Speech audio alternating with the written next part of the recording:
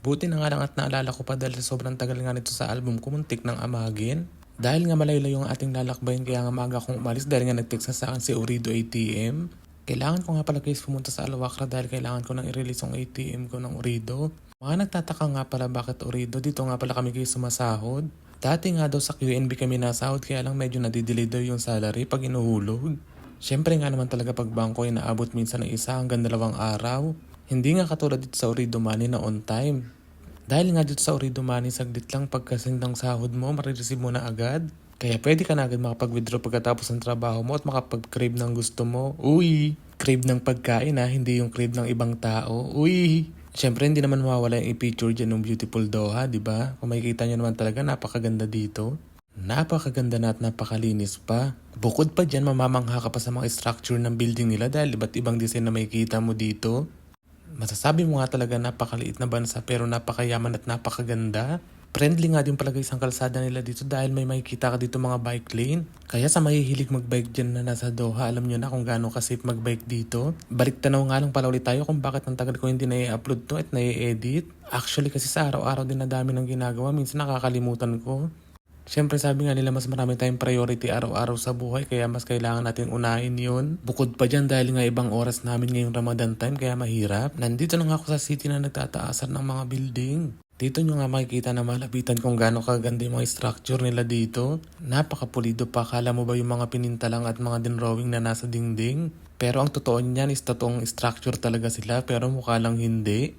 Iba't ibang likha, iba't ibang itsura ng struktura makikita nyo dito pag nasa city kayo ng Doha. Ewan ko ba talagang pag napapadaan ako dito, manghang-mangha talaga ako sa mga struktura nila dito. Kung makikita nyo naman kasi talaga, tignan nyo ba naman, nakakalain nyo ba naman talaga na building yan dahil sa sobrang ganda at pulido. Pero hindi pa talaga ako dyan pupunta dahil medyo malalayo pa yung biyahe ko, ilang minuto pa nga at ilang kilometro pa. Tapos sabayan pa nga ng pagkakupad-kupad na taxi driver ang nakuha ako. Yung tipo ba na kahit 120 km/h ang takbo pero ginagawa niya 60 km/h lang?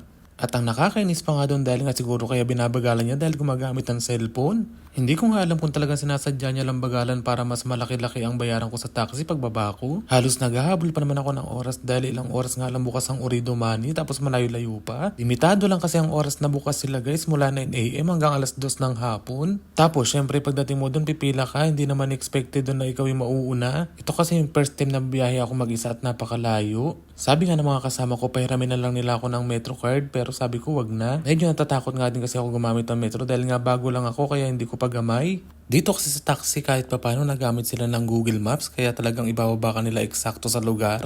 Siyempre kapag may hinahabol kang oras talagang kailangan mong dumating ng eksakto. Mahalaga nga din pala yung araw na ito sa akin guys dahil nga ito nga pala yung pang-4 na buwan ko dito sa Qatar. Kalain mo yon sa bilis ng panahon, 4 months na agad ako nagtatrabaho dito. Kailangan talaga make yourself busy everyday sa trabaho. Uy, English yun. At dahil nga ito rin pala yung buwan na tapos na ako sa placement fee ko kaya wala na akong iisipin na babayaran. Hay, salamat. After ilang buwan, mahawakan ko na din ang buong sahod ko.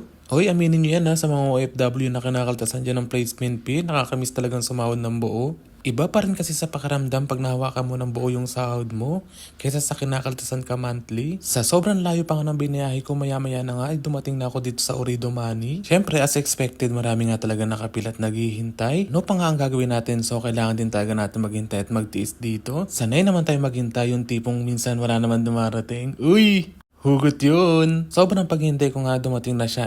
Dumating na pala yung card ko. Napasa kamay ko na nga siya after ilang minuto. Pagkatapos ko nga pala sa Orido, nagmukha agad ako ng taxi dahil didiretso na ako papasok. Siyempre hindi naman to excuse yung pagkuha ng card namin. Paalam nga lang pala ako sa manager namin na kukunin ko yung Orido ko. To make it short day story, ito na nga at kakain na nga tayo ng napakasarap na Jollibee. Siyempre medyo nagutom tayo sa layo ng biyahe kaya kailangan natin mag full charge. Kaya tara na, kain tayo. Yun lang, salamat!